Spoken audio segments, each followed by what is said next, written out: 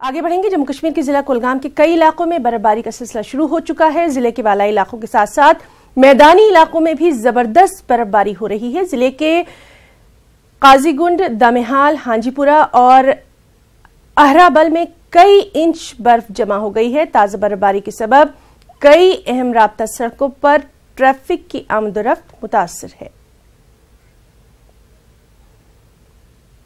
और वहीं पहाड़ी रियासतों यानी हिमाचल प्रदेश, उत्तराखंड, जम्मू कश्मीर के कुछ इलाकों में जबरदस्त बर्फबारी के बाद शुमाली हिंदुस्तान में ठंड की लहर देखी जा रही है।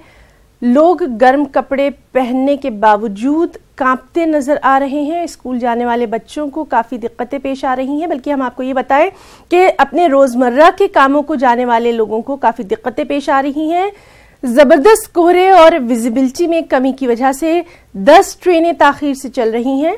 मामूलात जिंदगी के साथ साथ रोड और हवाई खदमात मुतासर हैं। रेल पर इसका सबसे ज्यादा असर पड़ा है। जबरदस्त ठंड से बचने के लिए बेघर लोग रैन बसेरों का सहारा ले रहे हैं।